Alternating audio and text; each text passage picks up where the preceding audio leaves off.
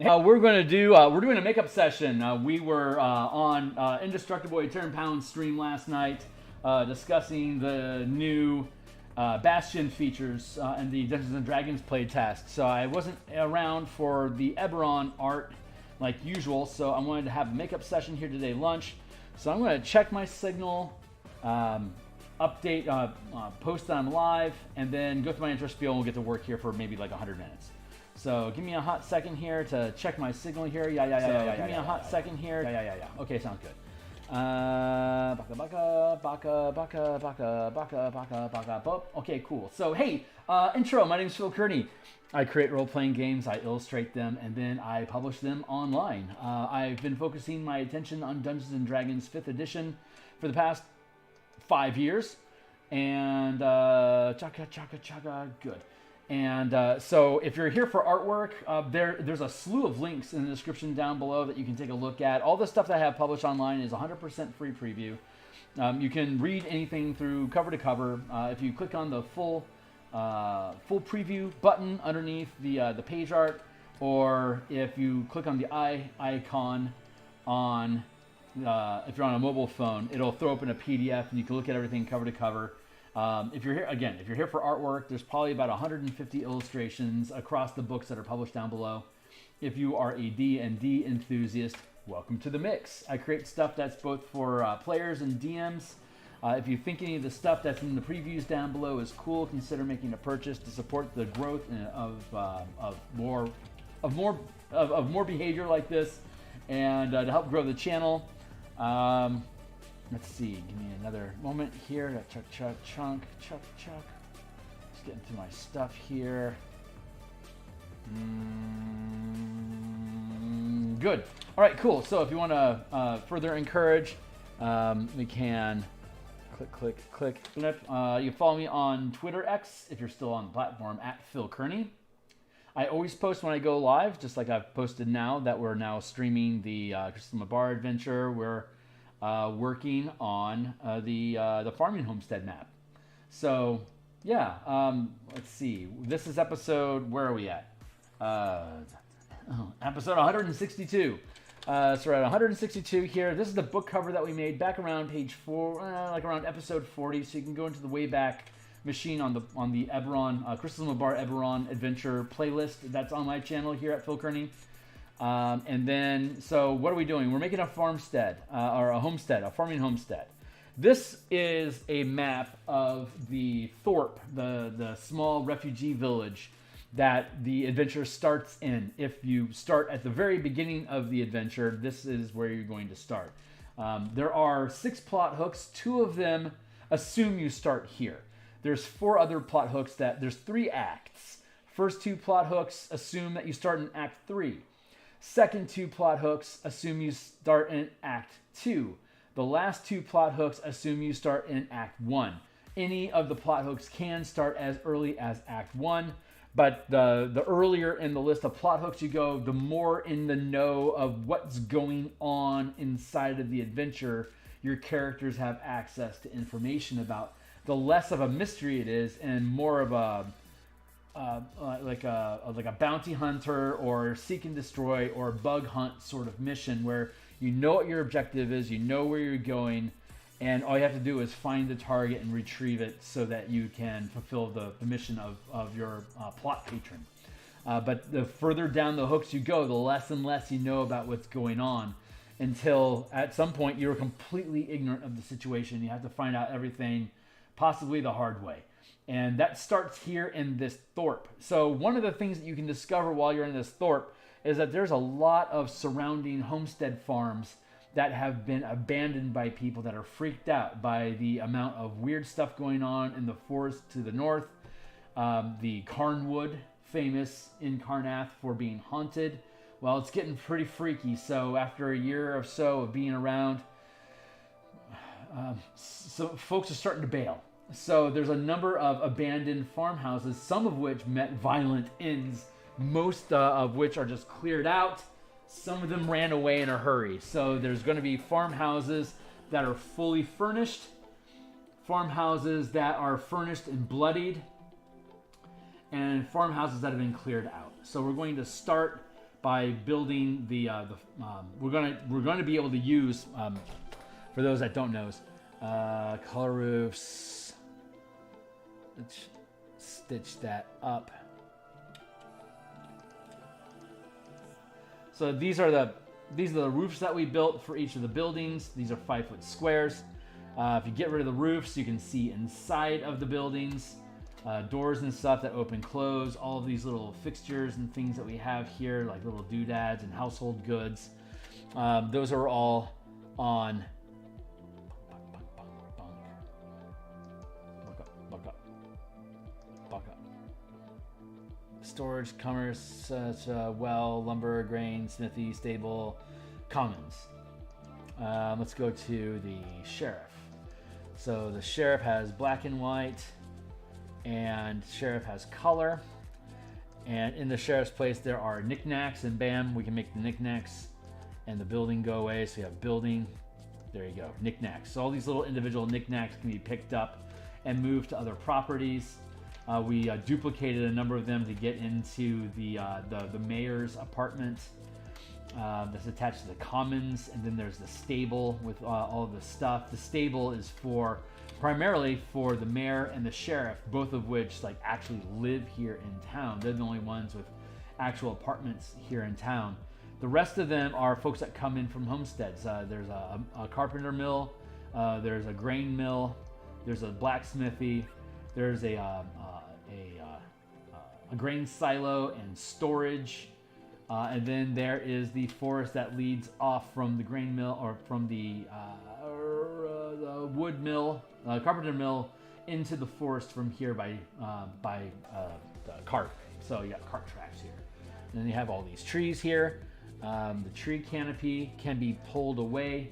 So we zoom in here, we have these tree canopies. If people are running around underneath them, you can pull the canopies away to reveal the scraggly, frightening branches of the carnwood herein. When we finish the farmsteads, we're going to build out forest encounter vignettes, so that you have these. Basically, the way that it works is that these are different things that can be dropped into the adventure as separate Roll20 or VTT pages, or there's the black and white versions that allow you to print these with low ink costs, like you can use a laser printer to burn in black and white, to have these things as easy objects to drop on the map. Even though this is a 55 by 55 inch space, which is easy to fit on a virtual tabletop, like Roll20 will take file sizes up to 100 by 100.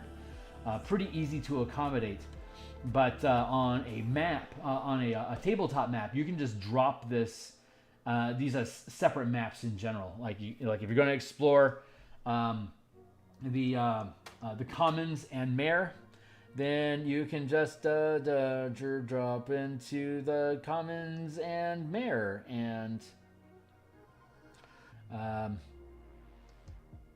lift off the lid. Let's see if I can get inside here. Commons. We want to lift off the. Where are the lids? Give me the lids. Check. Tree canopy. Stables. Numbers. Color. Storage. Commons. Black and white. Why am I not finding how to make the roofs disappear again? I am the worst presenter at all. Comments. Oh, there we go. Yeah, we just do that and then derp, and then we get rid of the color. So now it's just black and white. You see. So you can break this thing down into black and white pieces, and we'll be able to offer these in a zip file as the full color map with the roofs as separate image objects that you can just layer in on top of the houses as you lay out the VTT. And we'll be able to get somebody to help us build out the Roll20 stuff for this, so it's a ready-to-go package for you if you want to use this on Roll20. Otherwise, you can just print out all these assets on your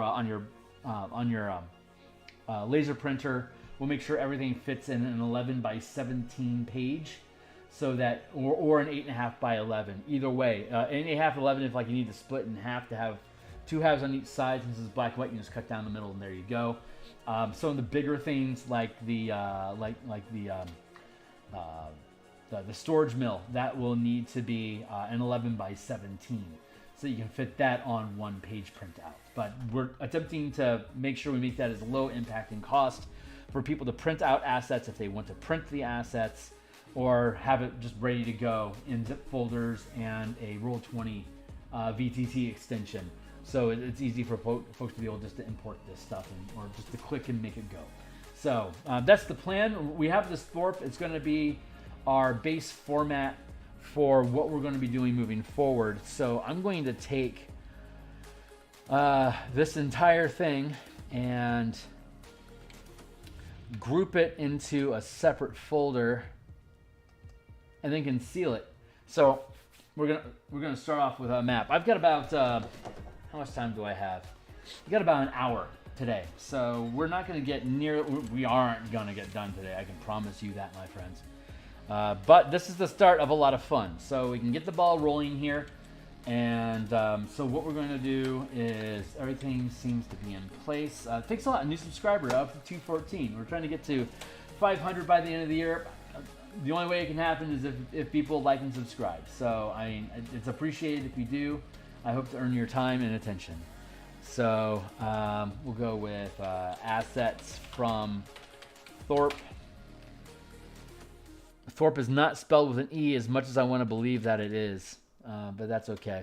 We're going to go into here. No, we're going to go to here. We have our grid. Now we're going to go, how are we going to do this? 50 foot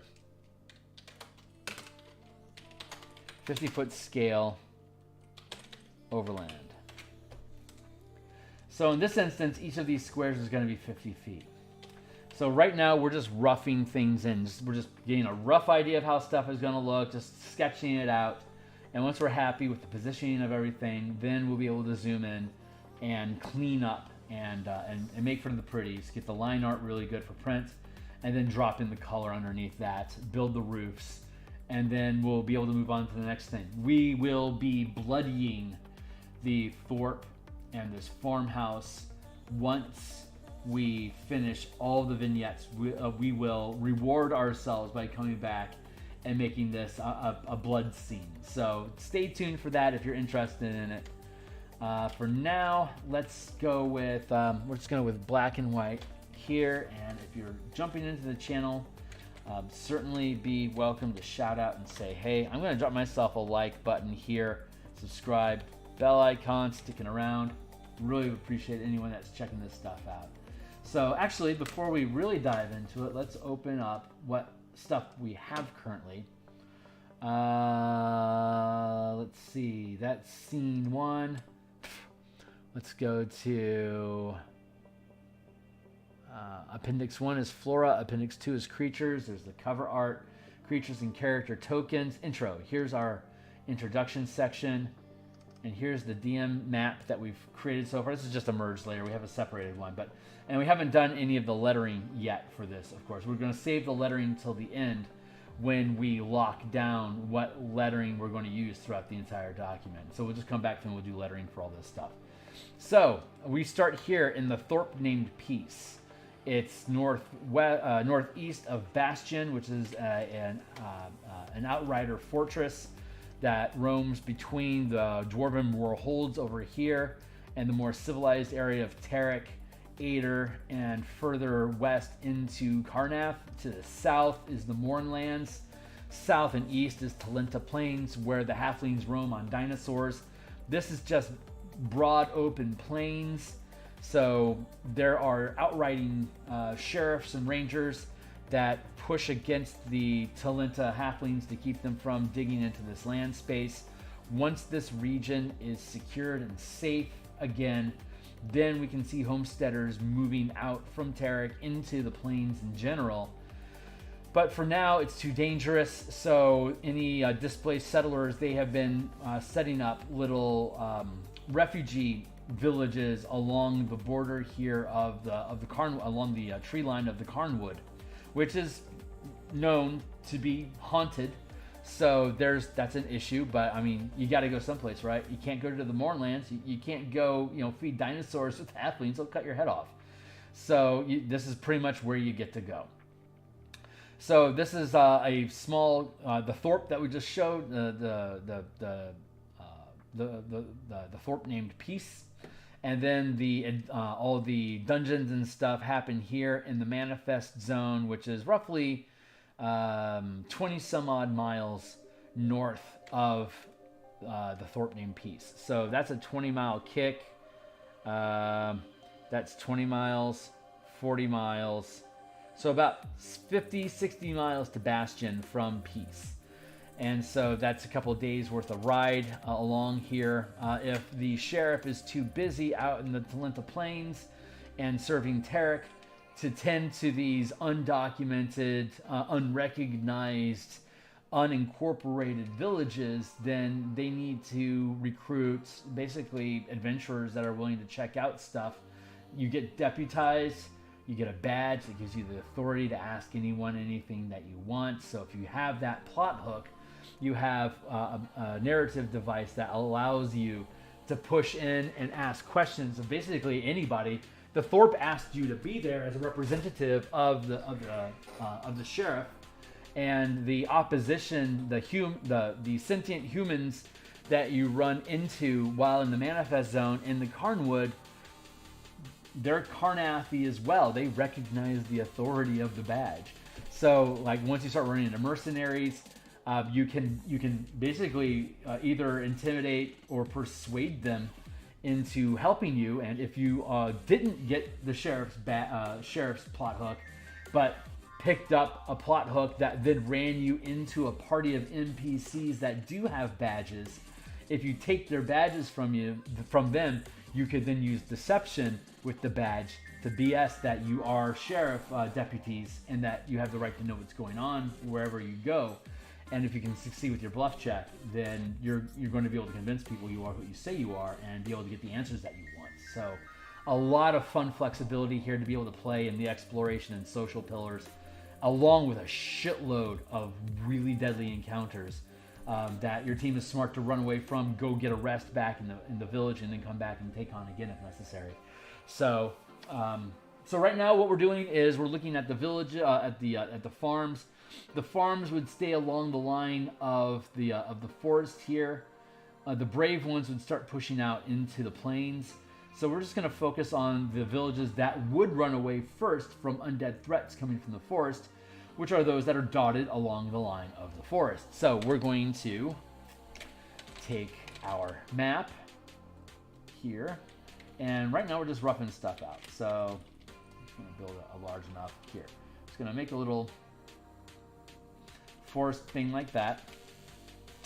And then we're going to have 50, 100, 150, 200, 250, 300. This is a football field away, American football field, thank you. An American football field away from the forest line. That's far enough for you to see things coming. We could actually make it a little bit closer, 50, 100, 150, 200.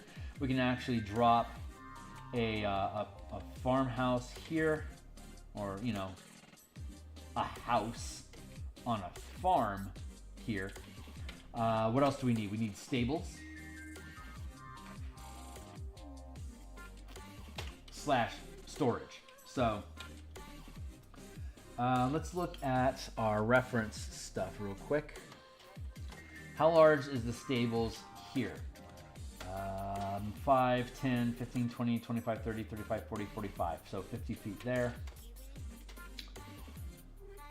5, 10, 15, 20, 25, 30, 35, 40, 45, 50, 55, 60. So 60, 50, we won't need, like, 4 stalls might be appropriate there. I think we'll end up having like maybe a 75-foot space between the storage barn and the word I'm looking for equals storage stables. Yeah, next to the farmhouse. So we're going to have the farmhouse here. You want to have plenty of space so that if the barn catches fire, if your team doesn't go up with it, or your home doesn't go up with it, you can rebuild. Here, we're going to have maybe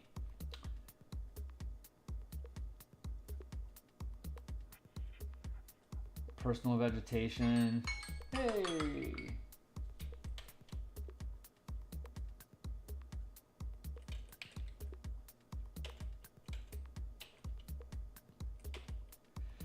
gonna be a like a personal farm, like a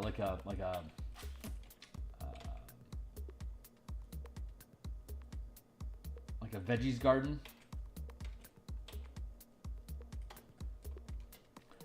And let's see.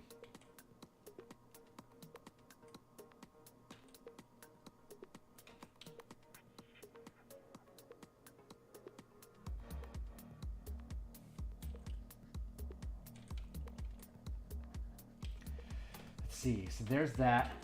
We have Thorpe. Road goes that way.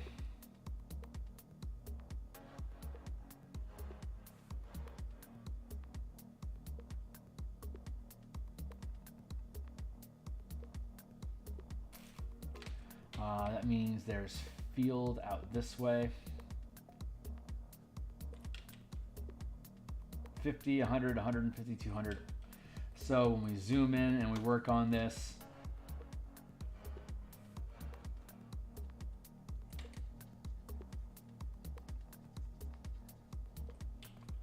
this is going to be the merchant.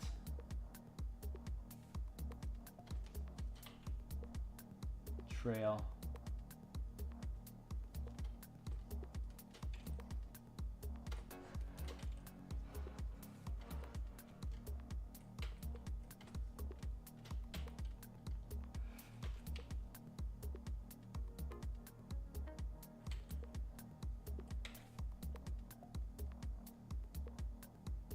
Garden.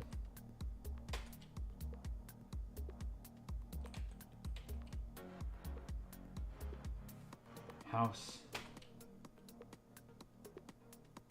Barn.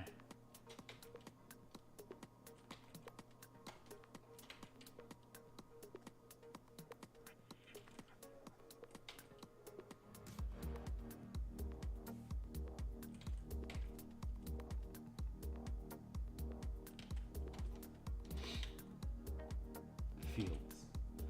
So let's pull this together.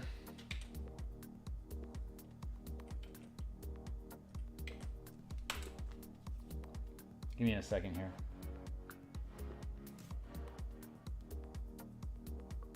There we go.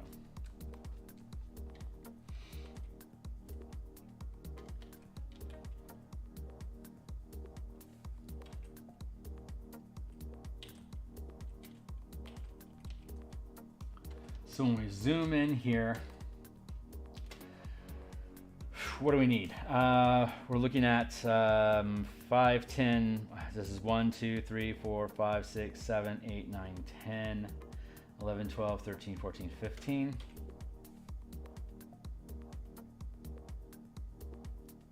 One, 2, 3, 4, 5, 6, 7, 8, 9, 10, 11, 12, 13, 14, 15. Good. 1, 2, 3, 4, 5, 6, 7, 8, 9, 10, 11, 12.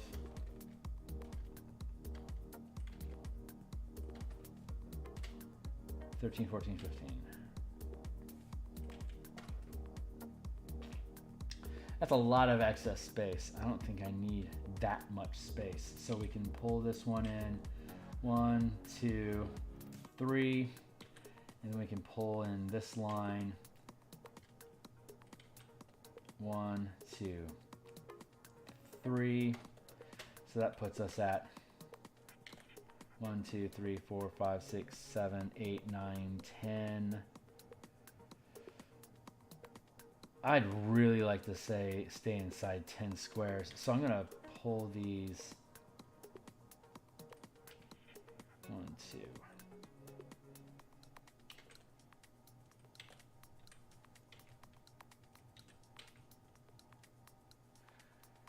1, 2, 3, 4, 5, 6, 7, 8, 9, 10, 11, 12. 1, 2, 3, 4, 5, 6, 7, 8, 9, 10.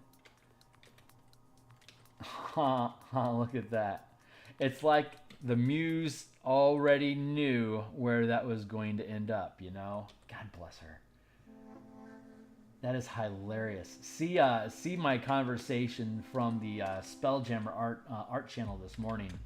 If you want some more input, my opinions about the Muse.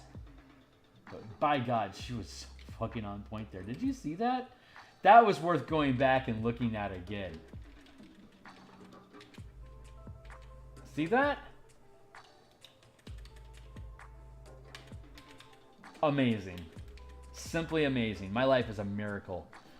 1, 2, 3, 4, 5, 6, 7, 8, 9, 10. 1, 2, 3, 4, 5, 6, 7, 8, 9, 10. Cool. So now we have a 10 by 10 block. We can take the field here, pull it in a little bit closer.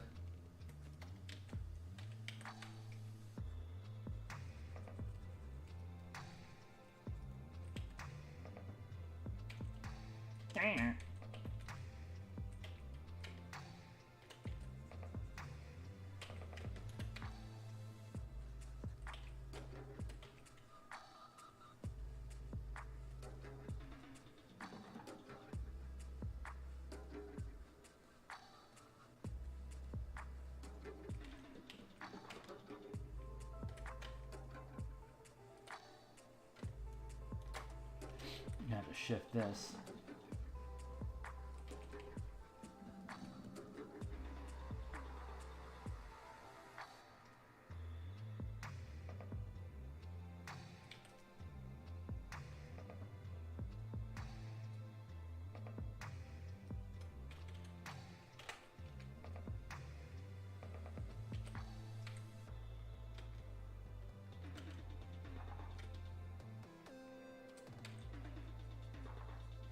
There's going to be our clipping space like that.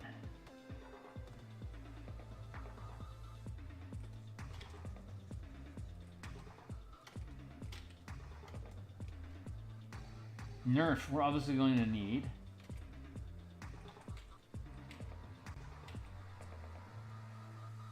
A bit more forest going on here.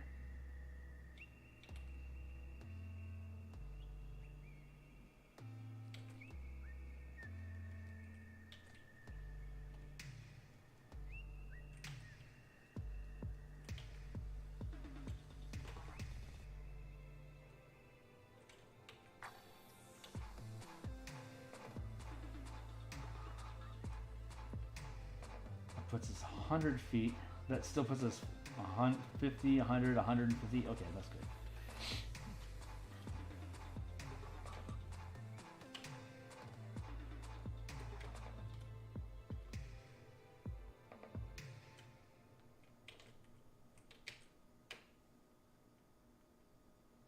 This is us logisticking. We're figuring out our spacing and positioning. I can easily take this and drop it into like as a quarter, like when the edits are done and we go through the layout process, we're going to be able to take each of these maps that we're building in chunks of them, or like individual rooms, and carve them out into individual little like quarter page panels or like half page strips or whatever it is that we need to do. We can chop up the map to little pieces and talk about that specific piece on that page. So we'll have 3/4 of a page, like a full 1.5 columns, to basically talk about whatever little chunk of map we're looking at. And we can have another page accompanying it if there's a lot of mechanics and stuff going on. So we could potentially have 3.5 columns worth of space available for us to be able to look at this thing. So that's, and on a PDF, that's plenty. So I'm also playing with the idea of having it be, instead of a portrait style 8.5 by 11, basically like this. I'm also thinking about doing a portrait or a landscape style page format like this. So I can have 1, 2, 3 columns. And so we could drop like a map piece here and have a shorter column here, a half column here, and then another column here to be able to blah, blah, blah, blah, blah. Blah, blah, blah. Blah, blah, blah, blah. Blah, blah, blah, blah, blah, blah, blah. And that way, when you're in a PDF and you're scrolling down, you'll be able to have this 3-column format going on the whole time. So it'll be easy for us to be able to just kind of flow from one piece to the next, you know? So I'm thinking that might actually be the best way to do it. I won't actually know until we get everything finished. We start breaking things down into the individual components, because it needs to work the entire document, not just a section of it. But also, you know, you could also have a whole 2/3 of a page dedicated to one map, start talking about the map here, and then use the next page to talk a lot about that particular map. So we can do that. That's a thing that can be done.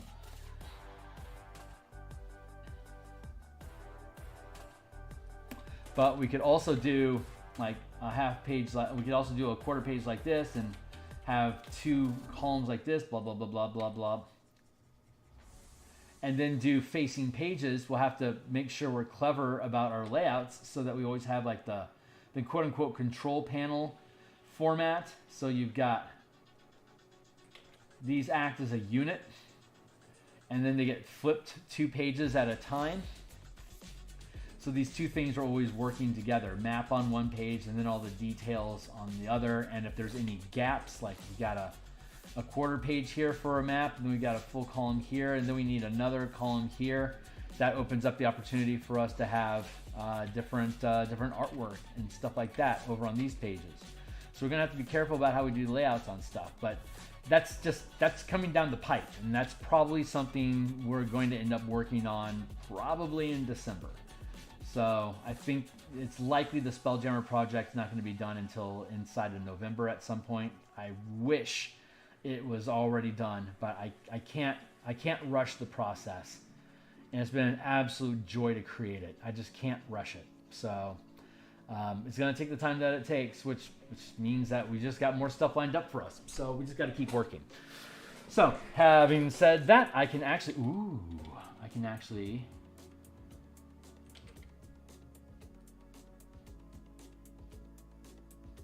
be more cheeky.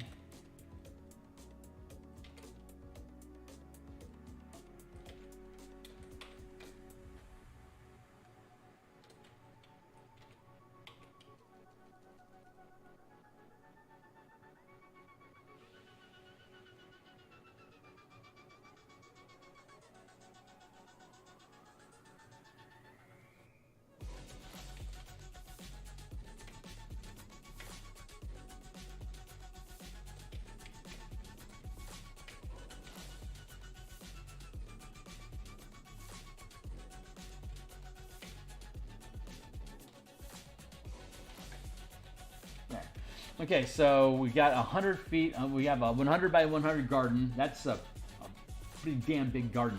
And then we have these fields that go off to however big you want them to go off into. They go off map. So that means that when we zoom in on this, all we really need is a farm that sits inside of the 50 by 50 space, and it'll most likely be more like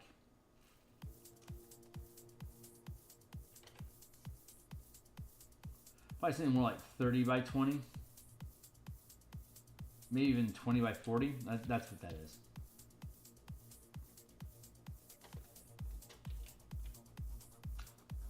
And this would be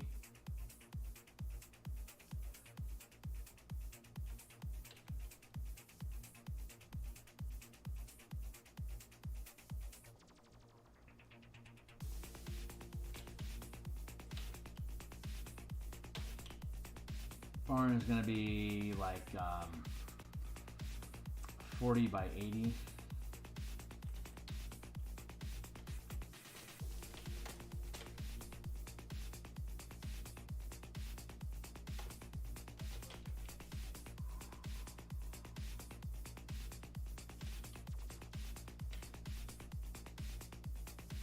These really can't be any size, but we should have tiles. We should do everyone the favor and create tiles. Tiles for the fields, tiles for the garden, build out the barn, build out the farmhouse. So that in mind, this is where we are at.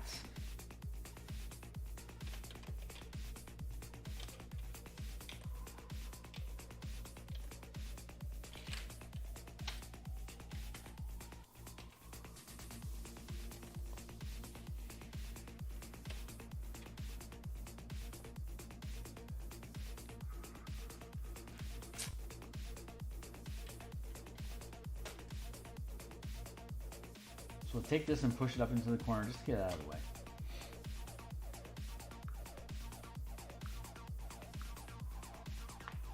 Take a sip of water. Good luck. Good lunch.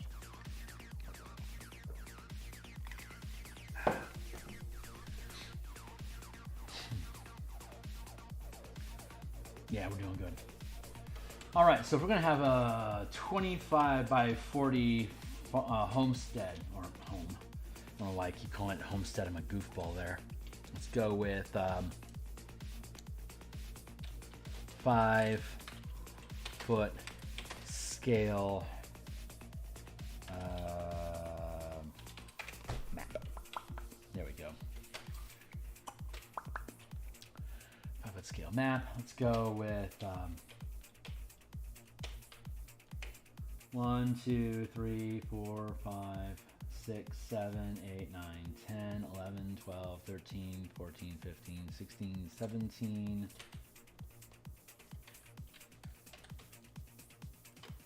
18, 19, 20. 1, 2, 3, 4, 5, 6, 7, 8, 9, 10, 11, 12, 13, 14, 15, 16, 17, 18, 19, 20.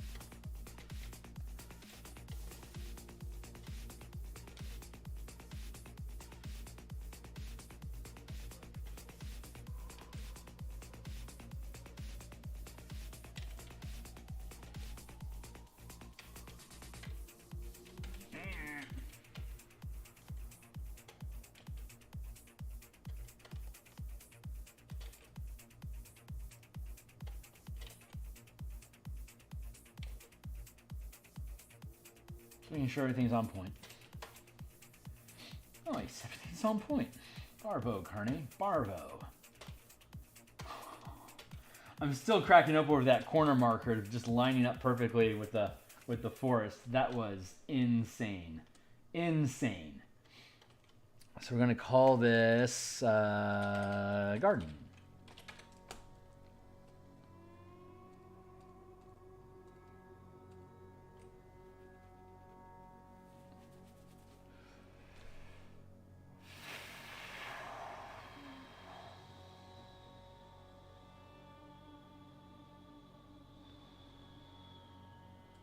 All right, so let's find ourselves some shit.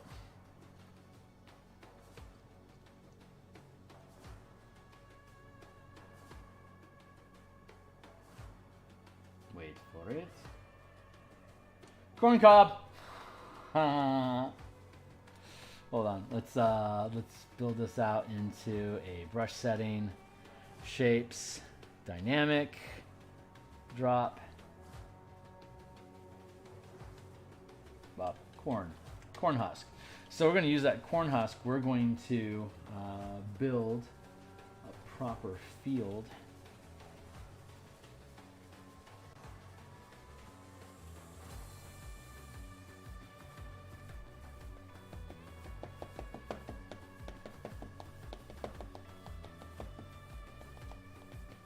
How do I want to do that?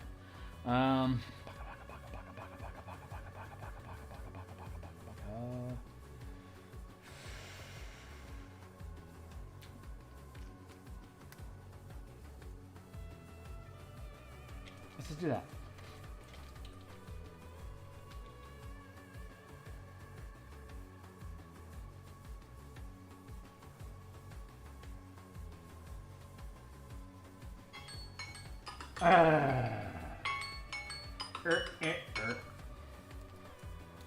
All right, we got another 20 minutes.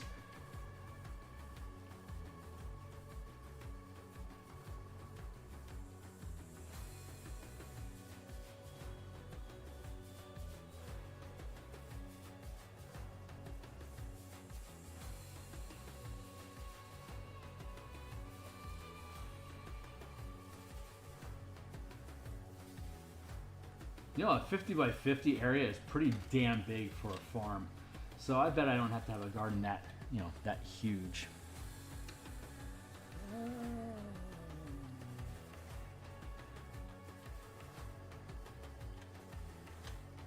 Homestead. Homestead. Gonna make a homestead. A homestead, baby. Let's go back to the 50 foot.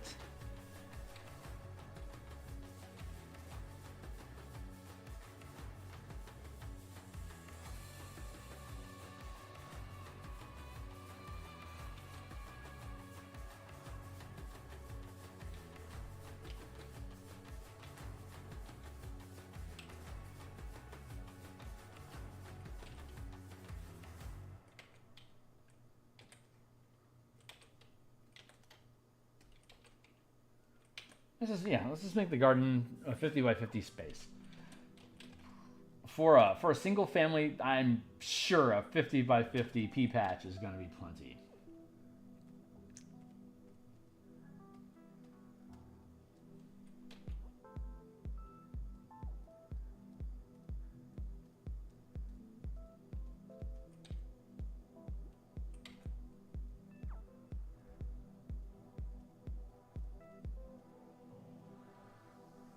Just a black and white map that we're creating. It's easy for people to print with, and it's just a rough for now. We're just kind of putting ideas down, but we can do cool things like make little paths.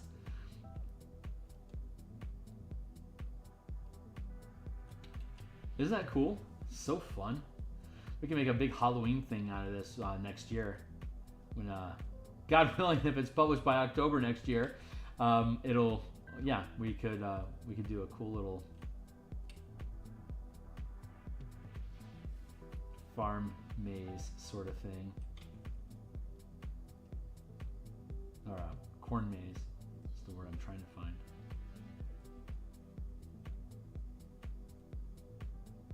There's a great corn maze up here in mid-eastern Washington.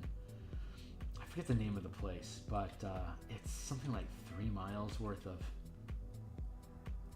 field that's just, you know, cut up into a maze, and it's got it has all these breakpoints. Like there's fire pits, and there's like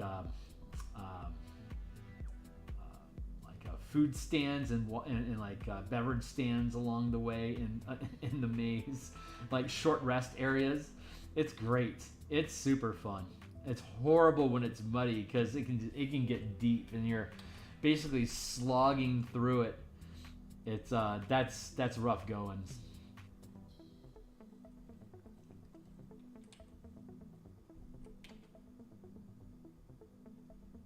But 'tis the season. Looking forward to it. I'll probably go out and slog out there this year. Maybe like in another couple weeks. I have Tool. The Tool concert's on the 20th down at the Tacoma Dome. That's where Bigfoot rides. But yeah, I've never seen Tool live. Looking forward to it. Fear Inoculum is a great album. I'm looking forward. I've seen some live performances of it, so very much looking forward to that. It's down by one of the. I think it's by the. I can't remember which casino is next to the Tacoma Dome, but we got a place there. A bunch of us rented suites. So we can go to the Tool concert, sleep in on Saturday, go hit a buffet for brunch, hang out, bullshit for a while, and then maybe get a massage, bounce home. It's gonna be a lot of fun. It's gonna be a lot of fun.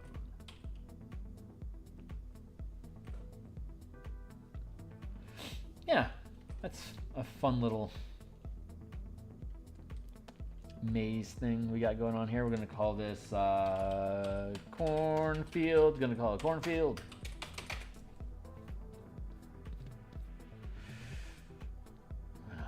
Block all that in. No. Yes.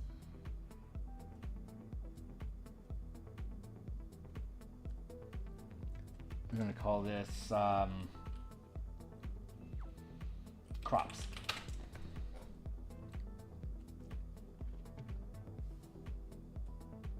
cops come and try to steal my crops. I'm gonna shoot my hat down.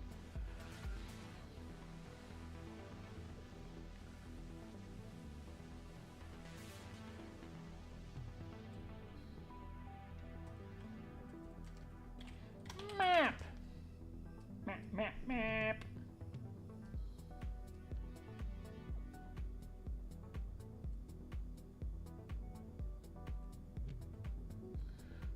Where is that map coming from? Oh yeah, map's up top.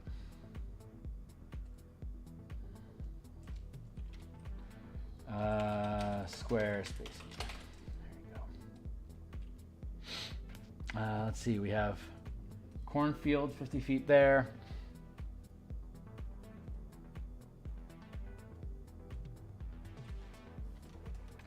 And since these are in 10 by 10 chunks, we can make another one.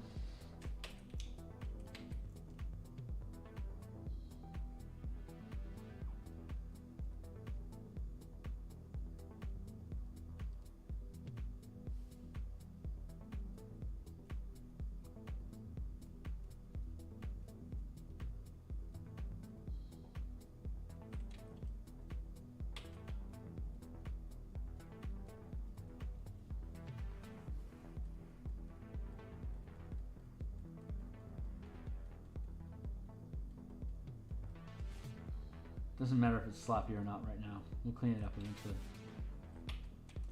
We'll clean it up. Right now we're just dabbing some ideas onto the board.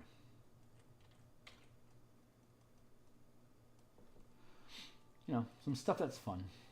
It can be undead out here in the corn mazes, or scared kids you have to find. Whatever little add-ons that the DM might want to use while running around. Like if the team is out here investigating farms, it's an opportunity to have something happen that keeps them entertained and rewards them for taking the time to go check the place out in the first place.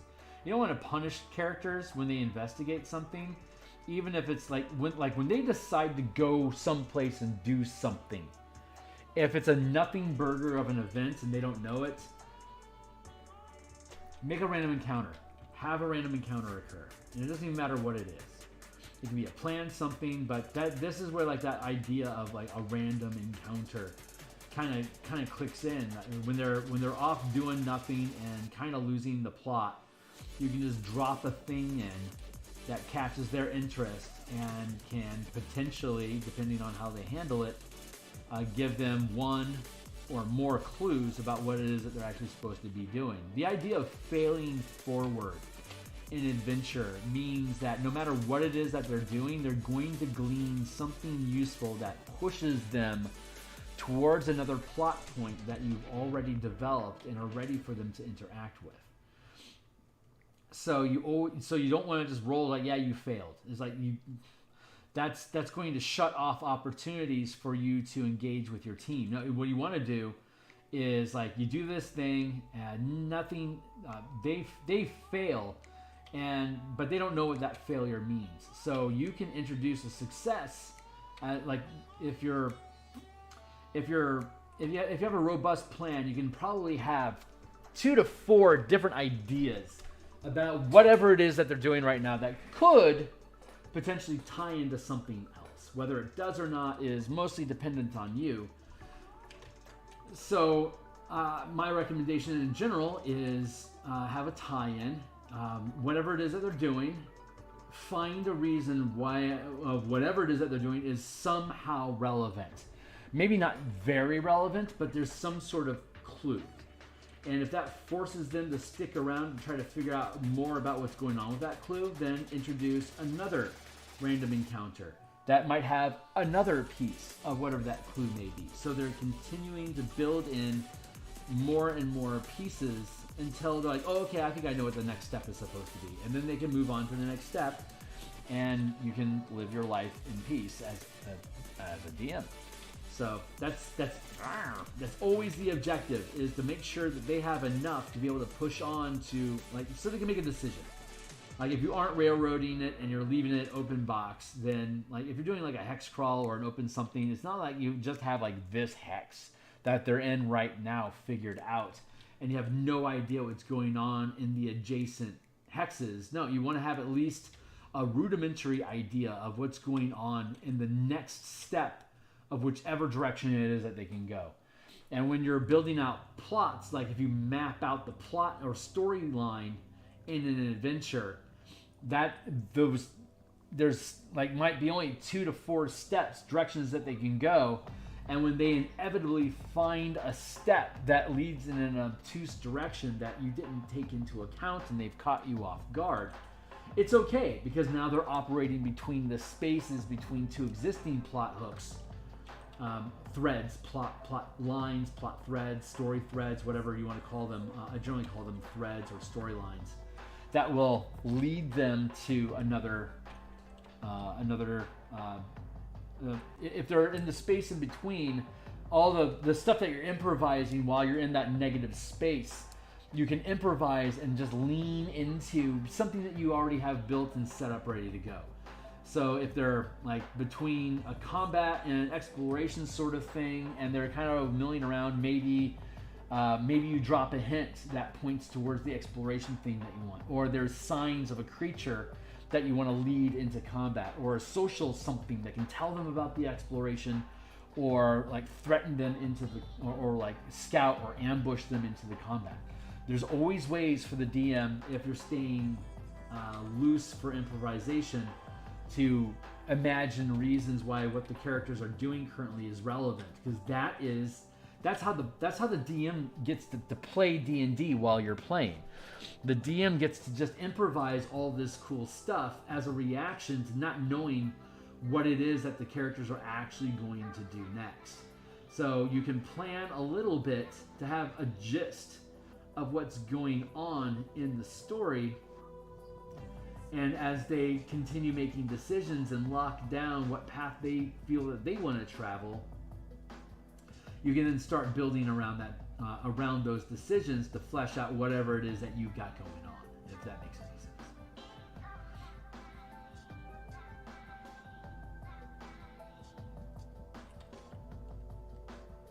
So, a seasoned DM that's comfortable with improvisation, that is well trained, as it were, quote unquote trained, in these different methods, can just use improv comedy or improvisation troupe techniques of yes and, or yes but, or no and.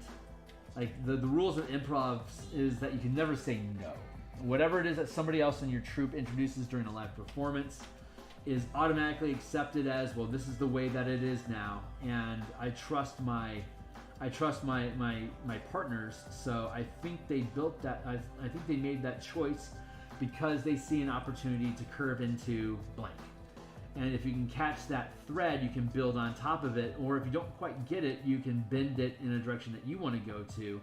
And now people start seeing this writhing convolution of what the hell is going on that can all eventually just consolidate together to create something unexpected and fun. But those improv troupes, they train combos, like combo sequences, like different things that will lead them down, just like a DM.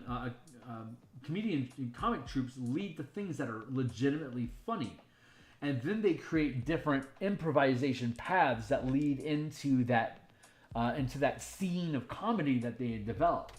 So they'll develop out the core encounters, events of the comedy routine. And then when they open it up to the audience to throw out random stuff, that's the players, coming up with their cockamamie plans to try to figure out what's going on here. And then you get to have the fun of seeing how whatever it is that they came up with will lead to what you have prepared.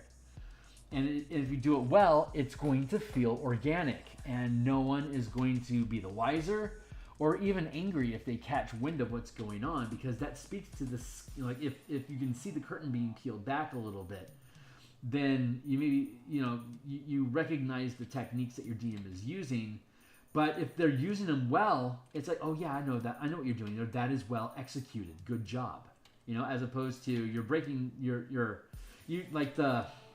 like in a storyline, suspension of disbelief is when you're willing just to buy whatever is happening to go along for the sake of making the story go along. That's what suspension of disbelief basically means. And if your players catch that you're like doing a bit, you know, like you got a thing going on right now, you're doing a thing. If they catch wind of that thing that you're doing, they aren't going to get angry. They're going to feel smart that they get that they get what you're trying to do. And sometimes they'll just blurt out, "Oh my God, this is like a Fifth Element thing." It's like, great. Now anyone that's seen Fifth Element is going to have a roster of tropes automatically loaded up in their head, and they're going to automatically attempt to align what's going on with different narrative plot points that they might be familiar with from the Fifth Element. And then once it bends away from that, that's when we're like, oh, they're taking hints from this, but it's not cut and paste. This is something new that we're making ourselves. We're doing like our own Fifth Element. This is awesome. And then they get to make it up, and they get to become more part of the storyline, more collaborative, because they kind of get where the, like, if it's jazz, you know, like they get where they can see where the notes are heading. So that's the idea behind that. So the thought of dropping like this corn maze sort of thing that I'm doing here, right? I didn't plan this. This is just something that struck me just now of, oh, this would be fun. Like if I was doing a Halloween thing, like so much of this adventure that we're doing would be great for repurposing for like a Halloween one-shot, for instance. Like the corn maze, the haunted corn maze, for instance. We have all these little things, and then if we came back in, we could drop like a number 1 here, a number 2 here, a number 3 here, and I could blow this out into like a 4x4 tile space, where it just has this meandering. But you could just walk through these corn rows and avoid the paths altogether. But while you're in there, the chance of being attacked and surprised during that attack might be like a 3 through 6, like 3, 4, 5, 6 on a 6-sided die, as opposed to like while you're on the paths, it's only like a 1 or a 2 out of 6.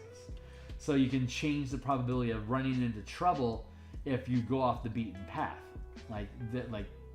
maybe the spirits of the land have some sort of pact that a child made with them unwittingly. Maybe the heir of the property as a child, unbeknownst, spoke with a fae that is bound to like as a corn fae.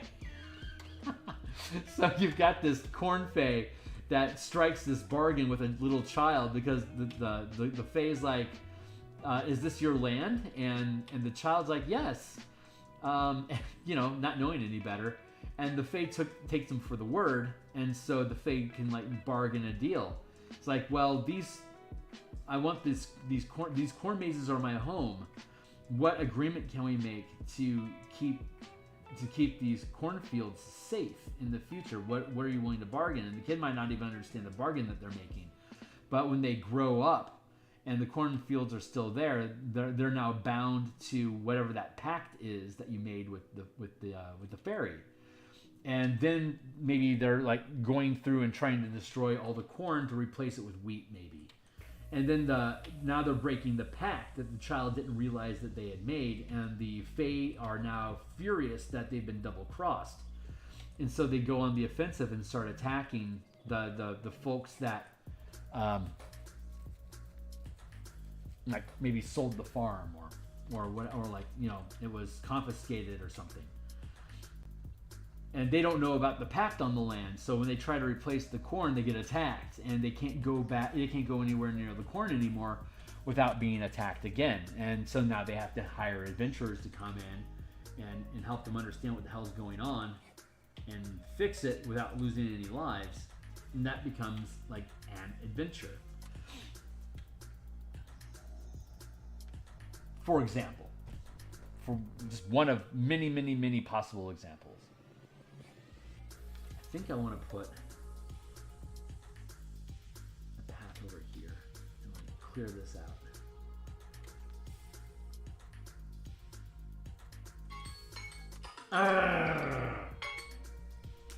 God damn, time flies when you're having fun, son.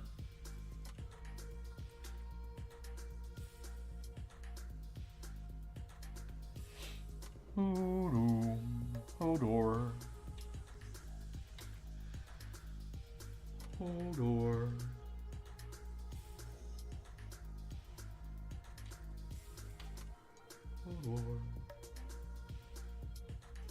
Hold the door.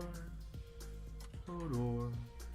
Yeah, that's a, and then you know it can go off, you know, this way ad nauseum, this way ad nauseum, this way. However big you want these things to be. But these are just like a fun little, you know, a couple little maps you can string together as a thing. So we're gonna call that the cornfield.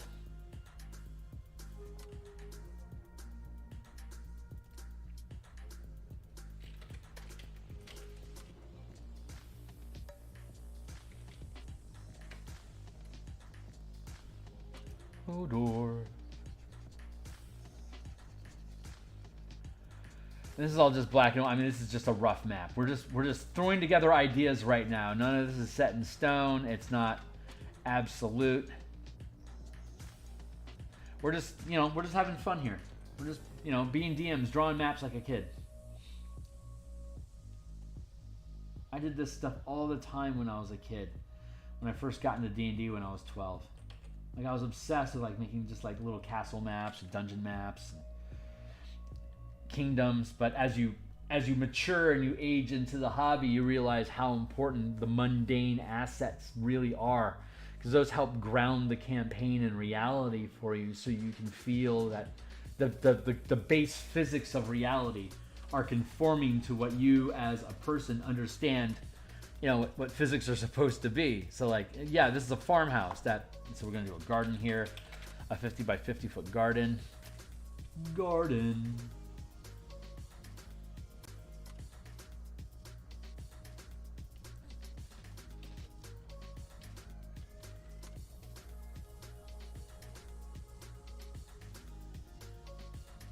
Let's do that.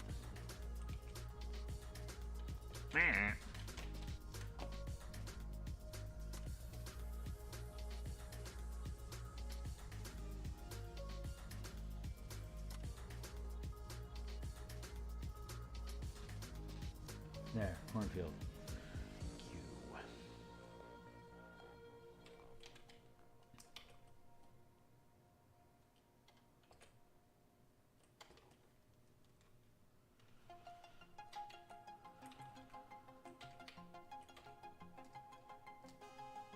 I don't need the corn anymore, not for now anyway.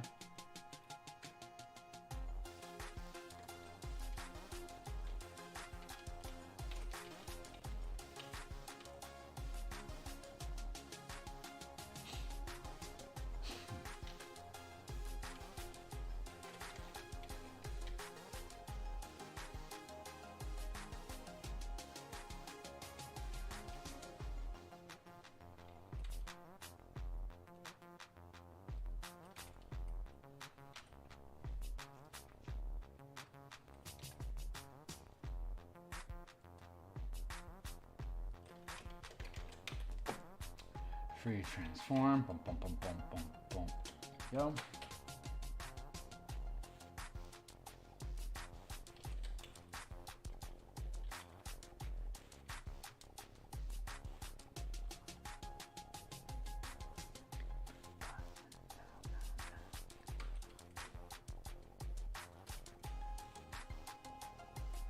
This is going to have a little fence around it to maintain some order in their lives.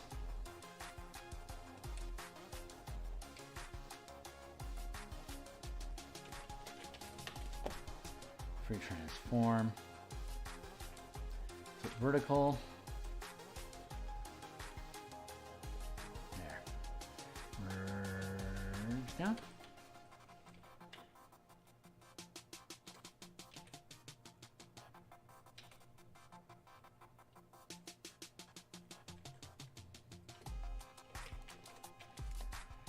Free transform.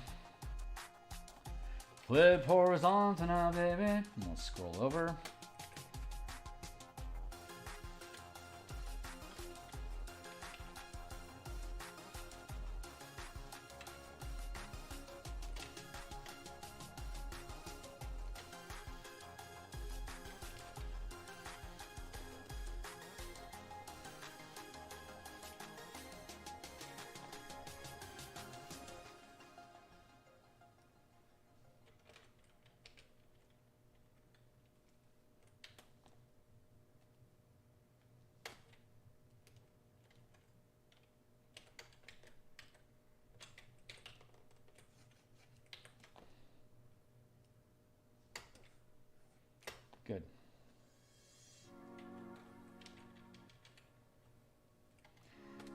push these in so they actually sit, so these posts sit inside the 5-foot space. So it's truly occupying a 50-foot square.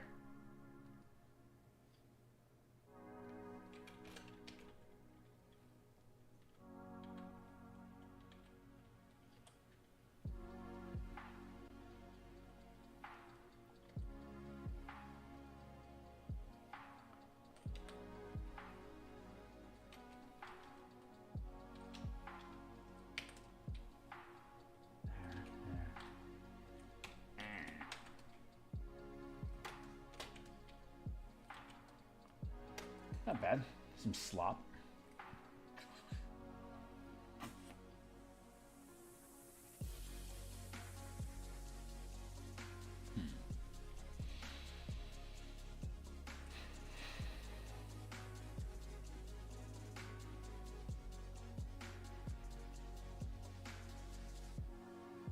Yeah, let's go ahead and stop here for now. I'll hit save. We're going to pick this up. We're going to come back and we're going to do more of this on Monday. Monday night. We'll be on for probably 2 some odd hours. Now that we know what we got going on, we're going to be able to make much more progress more quickly now that we're starting to lock this stuff down. Tomorrow morning, we're going to be back to do our Saturday morning commission stream. I'm doing a book cover right now for a client. And when I'm not doing commission works on Saturday, I'm doing personal projects of whatever it is that I want to illustrate, map, build, whatever. It's basically open mic. And then tomorrow midday, I'm going to look at the Bastion system, just share some thoughts probably about it. I think we're going to do that. Probably makes sense for me to do that. And then we'll be back on Monday in the morning, Monday through Friday morning. I do artwork and page layout design for the Spelljammer Combat and Exploration supplement that we're building and we'll publish on DMsGuild. The text is done. We're just doing artwork now. So as soon as that's done, it gets to publish. You have time to look at each of the pages while I'm illustrating. And the full thing is going to be full preview, just like all the stuff that I have in the description down below. So you can go check that stuff out. See the value there. There's going to be a zip folder with 72 tokens and maps for Spelljammer as well as Light as Araxis. That's going to be included in the Spelljammer's Combat and Exploration supplement. It's 80 pages of physics, Spelljammer physics, combat, exploration, adventure, mapping options, spellcasting options, character options, tons of cool stuff for you to make Wild Space feel more grounded in a consistent reality, that you can have some light rules so that you can make some great rulings for your game. And so you can check that out Monday through Friday. When we come back next week, Monday night and Thursday night, we do more Eberron stuff just like this. Tuesday at lunch, we do game development. We're building a new book from scratch. We're building the rules. I've been playtesting it for a number of months now. At high tier, I started in the 3rd and 4th tier. We're at 19th level using these mechanics now. It feels pretty good.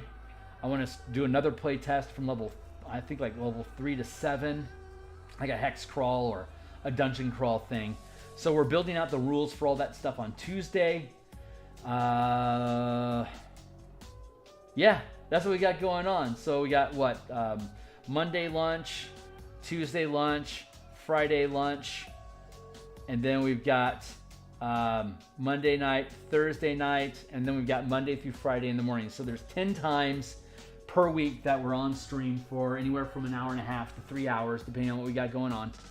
And so if you think some of this stuff is cool, you like the conversations, you like the philosophies about game development and building things, that's what we do here. That's what we do. So like, subscribe, hit the bell icon. If you want to follow me on Twitter, great. There's a link to my Patreon down below where I post articles and some light rule ideas eventually, and all my playtest content is also linked through my Patreon. You don't have to be a member of my Patreon to access any of that stuff, but it's there for you. I will also be, there's a marketplace on Patreon now, so I'm going to, as soon as the Spelljammer, sometime around when the Spelljammer book is done, I'm going to start building stock art out on the Patreon for people to buy. And then all you have to do is just be a base level Patreon. So anything that you buy off my, any art that you buy off my Patreon channel, you can use as often as you want. So keep an eye out for that. That's going to come. And then when we eventually do Kickstarters, we'll be doing all the play testing and development stuff. That'll all be posted on my Patreon as well for folks to be able to look at the core ideas before they know that they want to commit to the Kickstarter itself. And God's willing, that's all going to work out. But that won't be for another year or so. So keep an eye out. I really appreciate y'all being here. It was a blast doing this. I love the conversations. So more people show up, hang around, shoot the shit with me. I'm looking forward to it. So I'll see you guys on the other side. I'm out. Bye.